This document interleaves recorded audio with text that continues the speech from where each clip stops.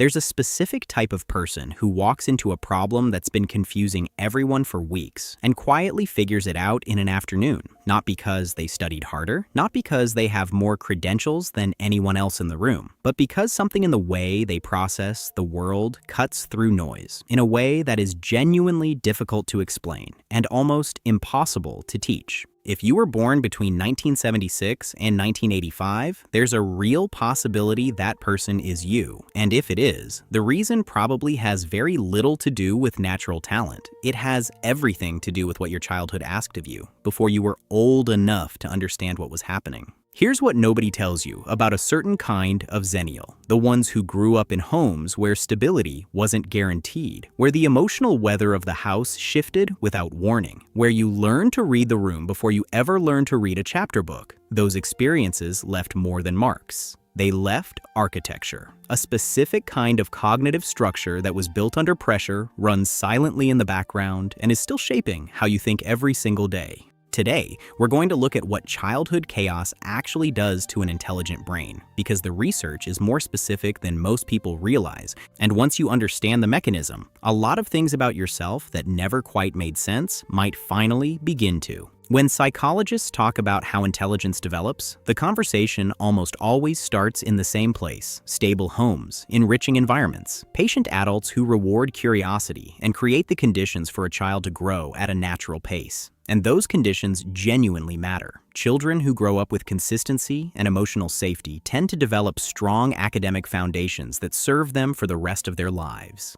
But that is not the only path intelligence takes, and for a significant number of Xennials, it is not the path that shaped them. There is a body of research examining what happens to a child's brain when the environment they grow up in is unpredictable, when the rules are real but nobody writes them down, when you cannot rely on the adults around you to tell you what is coming next. Neuroscientists studying adversity-induced plasticity, the brain's capacity to restructure itself under chronic environmental pressure, find that children in high-demand, low-supervision environments don't simply develop on a delayed schedule. They develop differently. The amygdala-to-prefrontal pathways that govern threat detection, emotional regulation, and rapid social judgment harden earlier and more intensively than in children who grew up with predictable safety. Not because hardship is something to celebrate, but because the brain's primary job has always been survival. And when survival requires more cognitive work at age 9, the brain does that work at age 9. You were not taught to think this way. You were charged for it early. And here is what that actually looks like in a person. You probably do not experience your intelligence the way people who excelled academically tend to. Abstract theory with no real application feels like a detour. Trivia does not excite you the way it excites others who consider themselves intelligent. But put something real in front of you, a situation that does not add up, a person whose behavior quietly contradicts what they are saying. A room full of people who have all agreed on something that is, if you look at it directly, obviously wrong. Something in you activates. Not dramatically, not loudly, just precisely. You see the thing that everyone else walked past without noticing. That is not the kind of intelligence that gets rewarded in school, but it is extraordinarily effective in the actual world. In rooms where the complexity is real, the stakes are real, and nobody hands you a rubric. What built it was something researchers are beginning to call chronic self-attunement.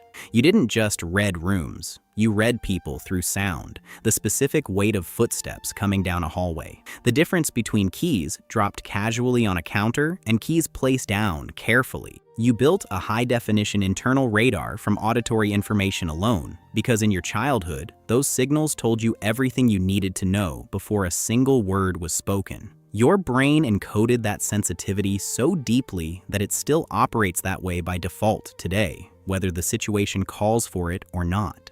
Now, here is where the generational timing becomes something worth paying attention to. Children who developed this type of intelligence in earlier decades often had it work against them. It read as defiance, as a kid who asked too many questions and followed too few instructions. But Xennials who built this cognitive profile in the late analog years arrived at adulthood at a very precise moment in history. The early internet, the rise of the knowledge economy, the shift from institutional authority to individual competence, all of it arrived at roughly the same time you did.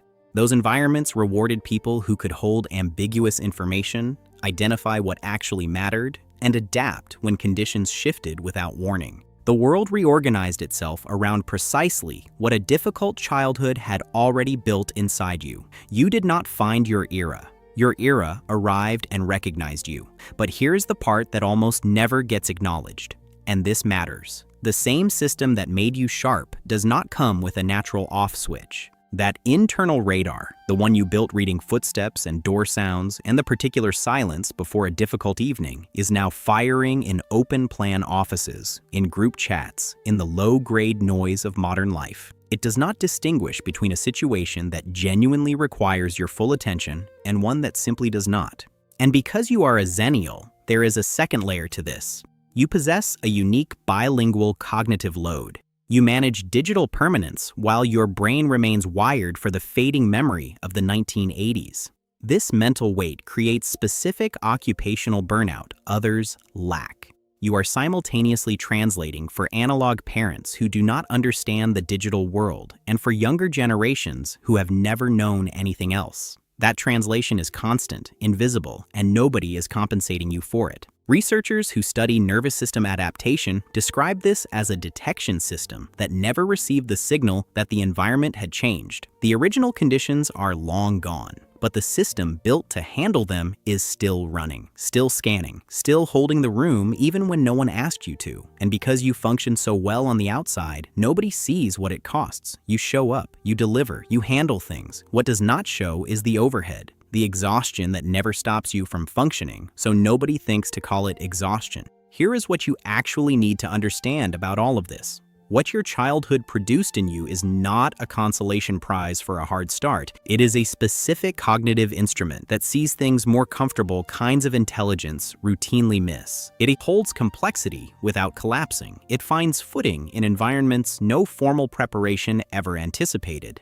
But it also deserves something it probably never received. The clear information that the conditions have changed, that the room you are standing in today does not carry the same weight as the rooms that originally shaped you, that the scanning, the modeling, the quiet holding of everything can now be pointed somewhere deliberate, towards something you are building, not just something you are surviving. You were born into a specific window of history. You grew up carrying more than a child should carry. And somewhere inside all of that, you built something that most people spend their entire lives trying to develop and never quite manage. That is not a small thing, and it was never an accident. It is what happens when a generation that learned to carry everything finally starts to understand exactly what they have been carrying all along. If this resonated with you, there are other videos that might connect just as deeply. And if you want to support content like this, please subscribe. It genuinely means a lot, and please know you matter.